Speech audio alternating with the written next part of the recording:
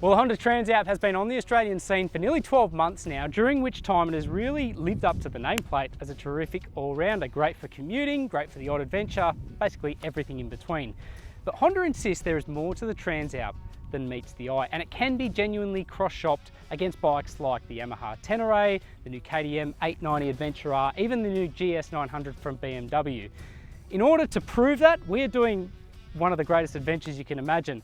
Carnarvon in Western Australia to Alice Springs in the middle of the country. We're riding a bike that has been modified by none other than Daryl Beattie, former 500cc race winner, and of course the operator of Daryl Beattie Adventures. There's loads of kit on this bike designed to make it better suited to the Australian outback. So let's get to it. The Transalp joined Honda's Australian ranks in 2023 as the smaller sibling to the Africa Twin. And while it was clearly pitched at the adventurer market, taking on those bikes mentioned, as well as the Suzuki V-Strom 800DE and Aprilia Touareg, it stuck to an all-rounder brief, with road-going tyres and minimal preload-only adjustment on the suspension.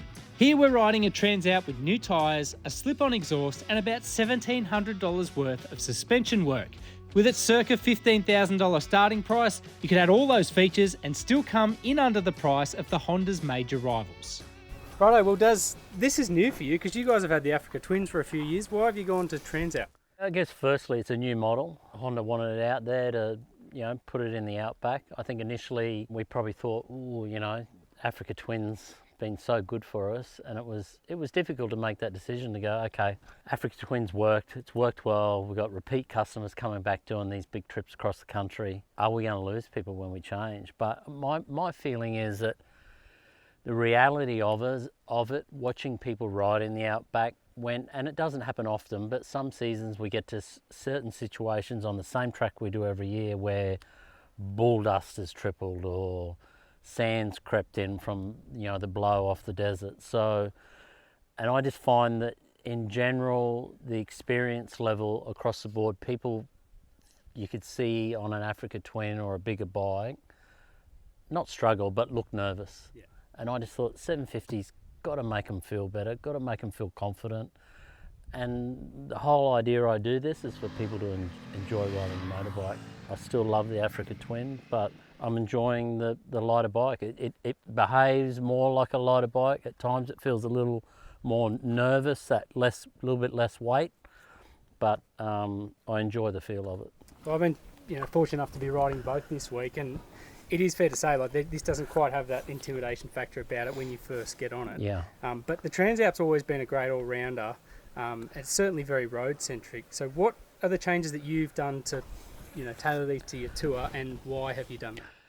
We initially, when we got them, we got hold of 3 straight up, thank you Honda, which was really nice. And we went to Boulia in Western Queensland and thought we'll just ride them home. And we realised straight away the standard setup on the road's fine, but off-road it's just way too soft and it needs an upgrade. There's no secret to that. So that was a good little tester just to feel where we're at. So the customer bikes on these 2 tours that we've run this year, so Birdsville to Carnarvon in the west, that was 5,000 Ks for customers. We've had some ripper corrugations, just the general outback stuff happening. And I called on a guy who's been involved in the Australian Superbike series for many years, a guy called Paul Free. He's got MotoLogic, he's Batubo Australia now. And he and I did a couple of little rides together, and he basically came up with a package that was going to be a budget package. So still use the standard forks and standard rear shock, but spring them and do a bit of valving, because there's very minimal adjustment on the standard setup other than preload. He's done that, and we've found in general across the board, first crack at it, the setup's been pretty good. So my one's gone the next level that you'll find maybe with Teneres and some of the other models, and even Africa Twins. It's got the cartridges in the fork, so it enables you to do more adjustment. And I've got a different shock in the back of mine. It's a bigger shaft as well. So it just depends what you're going to do and where you're at. And that's, I guess, we all say we're going to do this. Yeah. Most of the time we don't. But I think as a base setup, that motorcycle, it's been across Australia nearly twice now, and it's proven, I think, in general to be pretty good. So it's a good starting point. And I don't know what his price is, but I'm thinking as a budget setup, it's probably around 1,500 bucks, 2 grand, which I think is pretty good. Yep. And that'll do most things for you, unless you want to go to that next level. To quickly recap, the standard Transalp offers a 755cc parallel twin, while Charlwood suspension offers 200mm worth of travel up front and 190mm at the rear. Sadly, there is no adjustment to the front windscreen and no cruise control function whatsoever. The Transalp offers 5 different ride modes, plus adjustable throttle response, engine braking, traction control and ABS. All of those features are conveyed via a 5-inch TFT screen, which it must be said is easier to operate and navigate than the larger Africa Twin. But enough of the chat, we have a lot of ground to cover.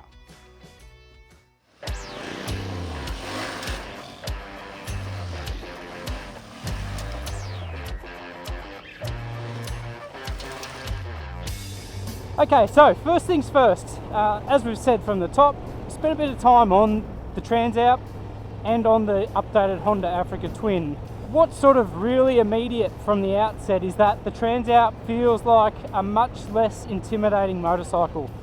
The rider triangle is very different compared to the Africa Twin, which is sort of swept back, more of a traditional adventure bike in that you have, you know, high mounted tank, very high screen, high dashboard.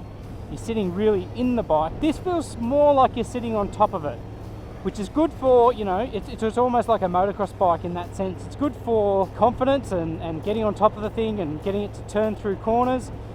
Less good, I guess, is, you know, the wind buffeting. It doesn't quite have the same amount of protection as some other adventure bikes out there. And just the basic setup of it. It is a little bit more nervous in the front compared to other bikes on the market. And yeah, I'm quite impressed at just how well it is withstanding everything we're throwing at it.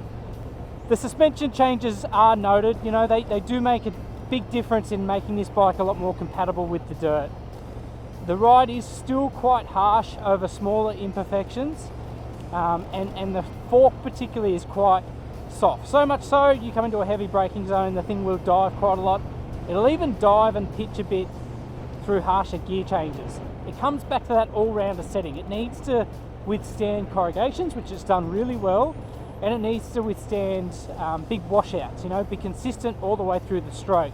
So whereas the regular Transalp kind of falls through the stroke, particularly in the fork, and just doesn't feel as composed through different hits, this one feels a lot more progressive and a lot easier to read, and I guess above all else, it feels more composed than the regular bike. When it comes to power, I would be spending the money on an SC Project exhaust because, you know, you're getting 10 extra horsepower with that system. It's just a really nice torque fill there. The engine sounds a lot more redeeming. It broadens the capability of this bike. Irrespective of whether you got an exhaust or not, the other thing that, you know, I really took issue with on this ride is the traction control. I'm one of those guys, I don't mind turning it off, but I actually don't mind having a little bit of a safety net there. So there's lots of different settings with the Transalp. Unfortunately, even in the weakest setting, it's just too intrusive with its intervention. It cuts power, it stops you in your tracks, and it just hinders you a lot. You get stuck in a little bit of sand, you want to cleanly rev out of it. The traction control will essentially stop you from doing that. So it's more of a hindrance than a help. I think that's an easy one for Honda to go back and fix. But we're humming along here now at just over 100 k's an hour on some really solid corrugations, and this bike is just blowing me away at just how capable it is. I'm really surprised. Yep, you can improve the suspension. Is it really going to change the character of the bike? Well, the answer is it does. It's withstanding everything we can throw at it. There are no vibrations. Everything feels really well engineered. That's a Honda thing, really. You know, it's really putting up with everything we can throw at it, and it doesn't feel overcome by the conditions out here. That's a really, really strong tick of approval from my end. I think it's a really sound motorcycle, and it's got that Honda build quality. The other big talking point, and I mentioned it before, is just the handling. Like this bike, you can turn on a dime. It's very easy to navigate in and out of corners. It's very easy to build confidence on. It doesn't take a whole lot to transform this into a genuine off-road motorcycle. And we've seen that across 3,500 k's. It hasn't missed a beat, and happily it still has that legendary Honda reliability. We've now reached the end and the bike has made it. I was really quite impressed at the improvements and just how capable this bike is off-road. So take a look, you will see, I think there's definitely scope for improvement with the fork seals. They are weeping a little bit, but other than that, the bike has not missed a beat. I've been really impressed at how well it's handled the corrugations as well. There's no rattling of the screen, no rattling of the plastics, the mirrors are still firm and secure. Everything feels really well tied down too. Being, still a largely unchanged model, there haven't been any wholesale changes. There are some, carryover inherent problems with the Transalp. So the most obvious one, cruise control, that'd be really nice for a big open road trip. And the traction control settings. I think there's definitely scope for Honda to go back to the drawing board and even just introduce, a better off-road setting. Say, you can go back to, there's basically 6 different parameters for the traction control system. It'd be great on the softest or weakest parameter if you just had a little bit more leeway, because as it is, it really cuts power. But no complaints in terms of the rider triangle and everything else. We removed the rubber mounts on the foot pegs and found that immediately cultivated more feeling and feedback with this bike. It felt much easier to gauge on the sandy surfaces. But otherwise, everything worked really well. It's more of an upright kind of sitting position. You don't feel as though you're sitting in it. You don't have the big wall of fuel tank and screen like a traditional adventure bike. You're more on top of it.